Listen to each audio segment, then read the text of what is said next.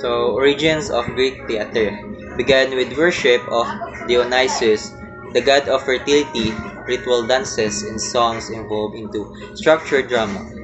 Greeks later held theatrical competitions performed before large audiences. So, before the theater was not for entertainment, it it was started as a religious activity for their god Dionysus. So, people sang or song and danced during festival, and later this become acting and stage plays. So, kanang pareha sa pista guys ba? Para example na nagisa pareha sa pista. Para sa pista diri sa tuwa kanang naay magkanta-kanta basta bitaw may pesta pa dong guys. Aw naay magpesta guys ba naay magkanta-kanta, naay magsayaw para sa ilang Dios.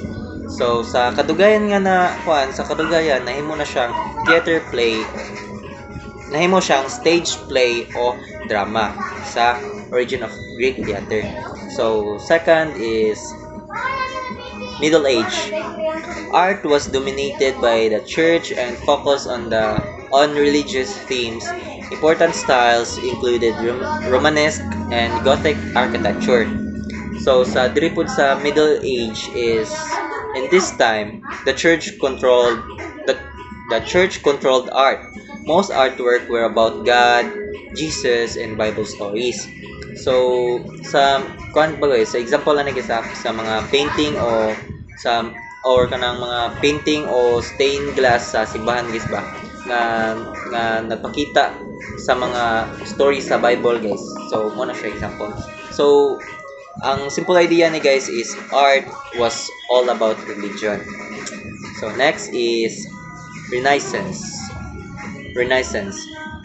Humanism influenced art, emphasizing realism, proportion, and perspective.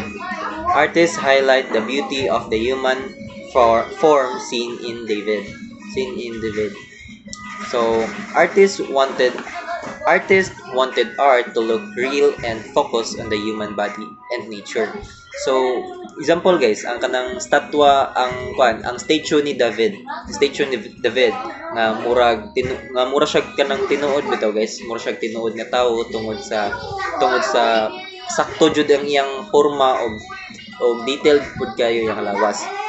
So simple idea ni guys is art became realistic and focused on people. So fourth is mannerism. Mannerism. Art moved away from realism, showing distorted figures, unusual colors, and complex composition. So sa mannerism, artists made figures to look stretched or unusual. To look long, stretched, and unusual. So example kanang usa ka painting guys, usa ka painting nga ang liog o kamot sa tao taas kaayo.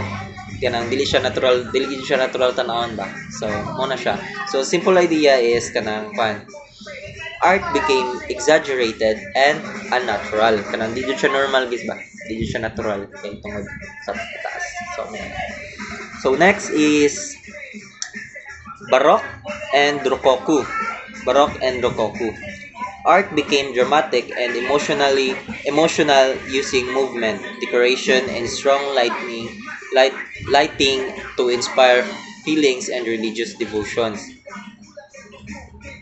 So, ang Baroque and Rococo, art became dramatic, emotional, and very detailed.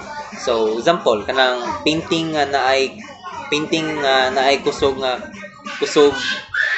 o kanang kusog nga kahayag or light kusog nga kahayag o ngit-ngit o makita nga kusog nga guys, kusog nga emotion or actions sa mga tao.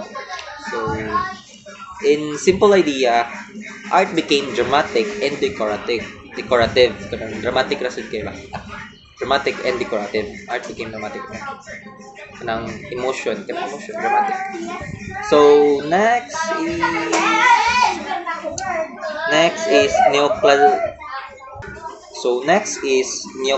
neoclassicism. So a return to Greek and Roman ideals emphasizing simplicity, order, and reason. So, sa neoclassicism, art returned to a simple, balanced and organized style. So, example sa painting sa usa ka hero nato nga nagtindog nagstand nga kalmado og kanang tarong bitaw. So, simple ram background simple ram background. Kanang hero na to like nagbarog rush siya guys ba ug kanang kalmado ug tarong simple ra jud ang background. So simple idea ni guys is art became simple and balanced again. Mo to.